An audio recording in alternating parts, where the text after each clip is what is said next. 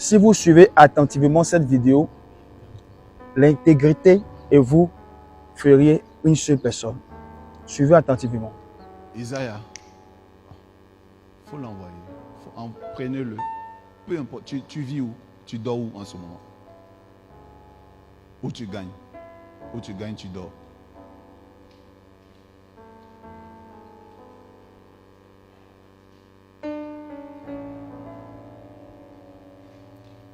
Viens, Hébrotier. Changez ses vêtements. Donnez-lui de nouveaux habits et qu'il se lave. C'est un homme de Dieu. C'est mon fils. C'est un jeune frère que j'ai adopté comme un fils, comme mes fils qui sont là, chez qui j'ai prêché à Bobo. J'ai prêché dans son église, elle était toute petite. J'ai prêché jusqu'à ce que son église devienne grande. Donc je suis déçu de le voir dans cet état. C'est un pasteur qui a gagné d'autres pasteurs à Jésus. Et je le vois rentrer, il est assis derrière. Je ne suis pas d'accord.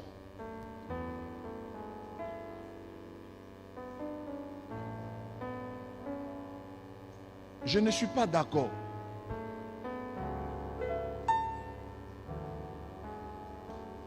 Je ne suis pas du tout d'accord. Prophète, donne-lui ta veste, il va porter. Donne-lui ta veste, il va porter. Porte ça, pardon, papa. Papa, porte ça. Porte ça, porte ça. Sacrificateur, il faut porter ça, ça va te sauver. Porte cette veste.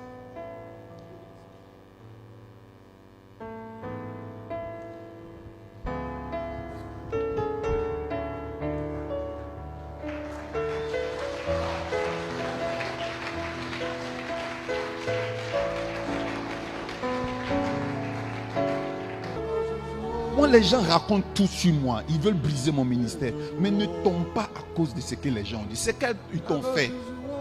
C'était pas tes enfants spirituels. Tu ne vas pas te détruire pour ça. N'abandonne pas. Tu peux. Lève-toi, mon frère. Lève-toi. Fais un effort. Lève-toi. Tu ne peux pas pleurer. Tu ne peux pas te détruire pour des humains. Ce n'est pas possible. Pardon. Pardon. Isaïe a parlé, lui.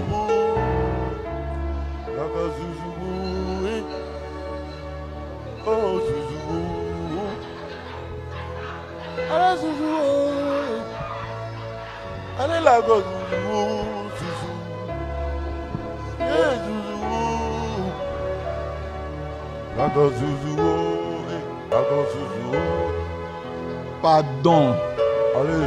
Etienne, pardon. Pardon. Écoute-moi bien. Lève-toi. Lève-toi. Lève-toi. Lève-toi, s'il te plaît. Lève-toi. Lève-toi. Lève-toi. Pardon. Pardon. Pardon. Lève-toi.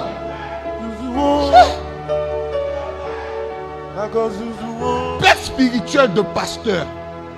Non, lève-toi. Je sais que tu as mal. Je sais qu'il a fait. Elle t'a blessé. Mais lève-toi.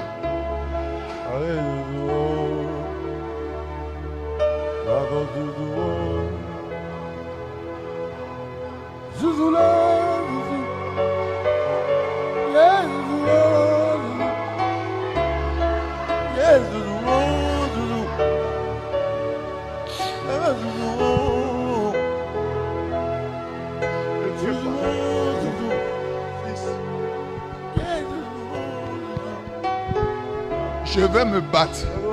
À cause de ça, je veux, mes fils, les femmes que vous allez choisir, les gens que vous allez mettre autour de vous. Je ne vais pas jouer avec ça. Je vais pas jouer. Écoute, je sais que tu peux te lever. Je ne suis pas content de ce que tu es comme ça.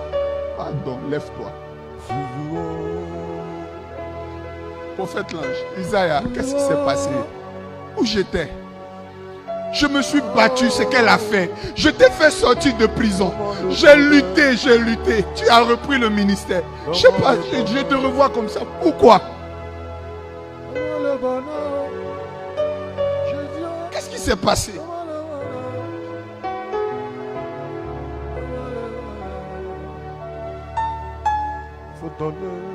J'ai refusé de les maudire parce que je n'aime pas ça.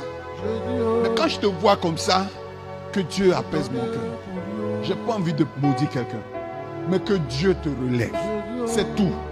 La meilleure malédiction, que Dieu te relève. Ne les maudissons pas, laissons-les comme ça. Laissons-les comme ça. Que Dieu te relève. Tu n'es pas fini. Dis-moi où tu veux commencer à prier. Dis-moi. Tu vas reprendre. Tu es un prédicateur hors pair. Tu es un prédicateur.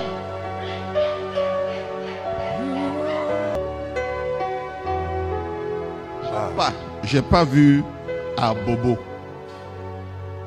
un homme qui connaît le sacrificateur, la sacrificature comme toi. Je n'ai pas vu. Tu es excellent. Tous tes fils spirituels que je connais, qui sont devenus pasteurs après toi, je les vois. Mais pardon, lève-toi. Habillez-le urgemment. Je n'ai même pas encore fini de dire Amen. Je ne sais pas comment vous allez vous débrouiller. Qui s'habille?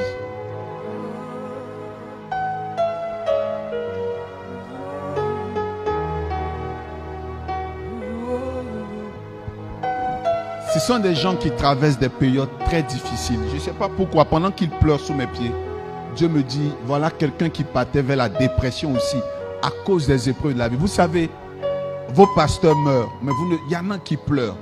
Les épreuves de la vie. Quand tu es un homme de Dieu, tu viens lui dire, papa, j'ai péché. Il te dit, tu es pardonné, il te comprend. Mais la moindre erreur d'un homme de Dieu, vous l'abandonnez. Pourquoi vous abandonnez vos pasteurs quand eux, ils font des erreurs? Pourtant, vous, quand vous avez vos gros péchés, on dit, oh, va ma fille, tu es pardonné. Mais vous ne supportez pas leurs erreurs. Vous les abandonnez, vous mettez vos pasteurs en prison, à tort même parfois.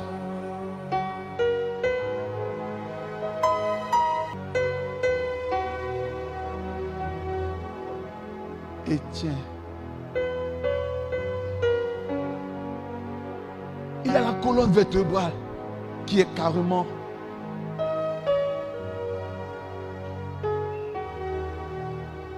Et il me dit, je suis arrivé dans un coin, ils m'ont bagarré. Ils ont cassé la colonne vertébrale du pasteur. Maman, merci. Merci à tout le monde pour tout ce que vous avez fait aujourd'hui. C'est un homme de Dieu. Je vous en prie. Je ne sais pas, il faut que je vous publie ces photos dans les groupes de l'église. Vous allez voir de son passé. Je suis parti. Ah! Seigneur, mes efforts n'ont pas été en vain.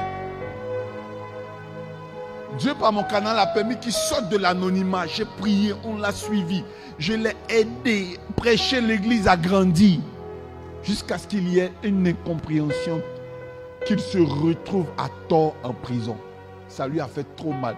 Vous savez, tu peux aller en prison quand tu as commis une gaffe, quand tu es pasteur. Mais quand tu vas en prison à tort, ça fait trop mal et que Dieu de justice ne te fait pas sortir à temps. Qu'est-ce que je n'ai pas fait? J'ai lutté pour qu'il sorte. On a fait tout. Les gens ont demandé l'argent. On s'est battu. Il est sorti. Il est retourné. Aucun de ses fidèles ne l'a attendu. Ça fait mal. Si je m'absente, que je vais en prison aujourd'hui, ça me ferait mal que, après une lutte, je sorte, que je ne trouve aucun fidèle.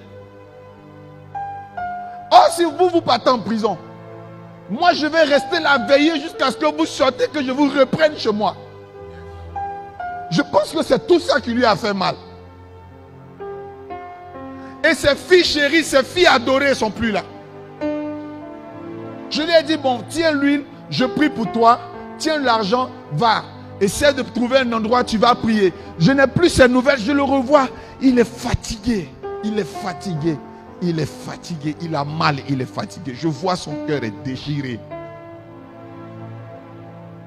Que Dieu me pardonne, je n'ai pas été à la hauteur. Je n'ai pas été présent. Est-ce que Seigneur, il n'était pas en train de m'appeler quand il souffrait, il sombrait?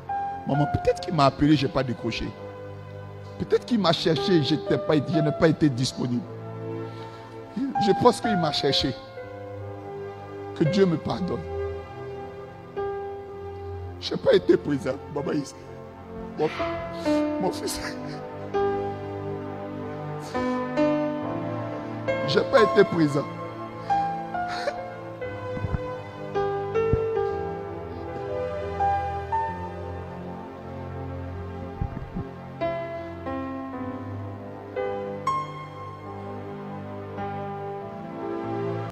Quand j'ai perdu mon fils, j'ai perdu mon premier mariage. Vous savez très bien.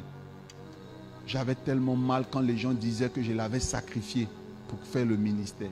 Quand des gens que j'estimais m'abandonnaient parce qu'ils étaient persuadés que j'avais sacrifié toutes ces choses. Mon mariage.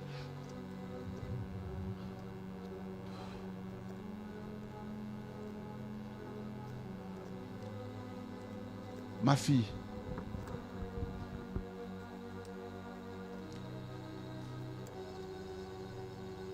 Je n'avais jamais bu.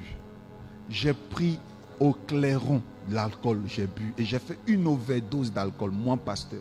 À cause de tout ça. Dans le deuil, les gens m'accusaient. J'ai perdu, j'étais trop faible. Mais j'ai bu. Et j'ai fait l'overdose. Quand je suis allé à l'hôpital, à la clinique, tous ceux qui venaient, les infirmières qui ne sont pas professionnelles en Côte d'Ivoire ici, c'était à l'hôpital au Faux-Boigny d'Abobo. J'étais hospitalisé là-bas. Il paraît que j'ai failli faire une hémorragie quelque part, tellement j'ai rongé mes organes à l'intérieur. Dans le coma, elles disent, c'est un pasteur, il a fait overdose d'alcool.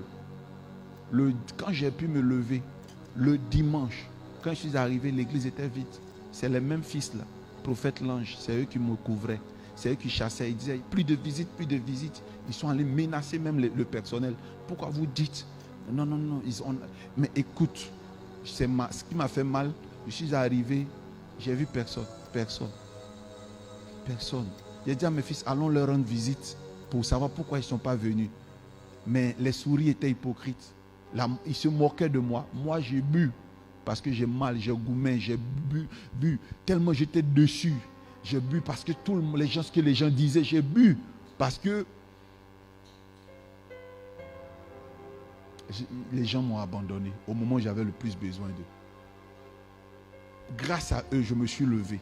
Mais lui, je me demande s'il avait des gens autour de lui.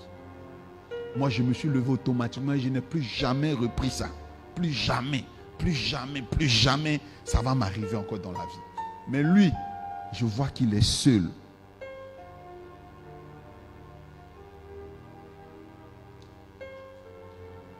Je suis choqué.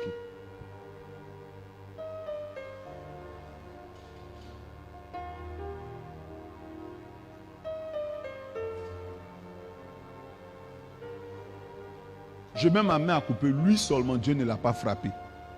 Les gens disent, oh, Dieu l'a frappé. Dieu ne l'a pas frappé. Il vivait dans une petite maison, il faisait l'église et donc il hébergeait tout le monde. Tout le monde. Il y avait du monde dans sa maison. Sa petite offrande, comment il va convertir en nourriture pour que tout le monde mange. Il y avait du monde. Où sont ces jeunes pasteurs là qui étaient? Mais attends, quand je vais les croiser dans les rues, ils vont voir. Tous les petits pasteurs qui étaient chez lui, si je les croise, ils vont m'expliquer où ils ont mis leur papa.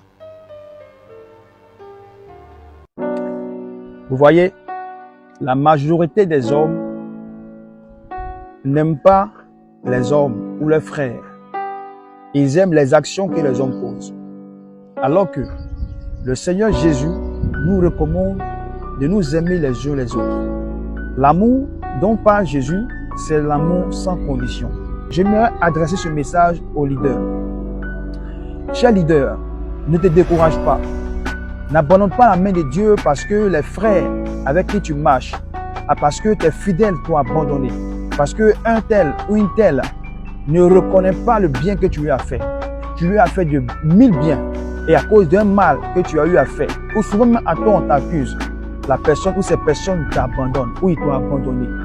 Pasteur, frère de vision, le jour que Jésus t'a appelé et qu'il te donnait cette vision, personne n'était là. Personne n'a entendu ce mandat, si ce n'est que toi. Alors je t'encourage à garder dans ton cœur, n'est-ce pas, cette vision que Dieu t'a donnée et continue de batailler. J'espère que ce message que tu as écouté du prophète Dorski t'a vraiment fait du bien. Samedi 26, nous allons parler d'un thème. Je suis un chrétien très loyal à mon pasteur, mais il ne fait que commettre les mêmes erreurs. Que faire? Si tu étais abandonné, Jésus, qui est ton ami fidèle, ne t'a pas abandonné. Garde la foi et demeure fidèle à sa parole. Je t'aime. Raki RRF, mon frère.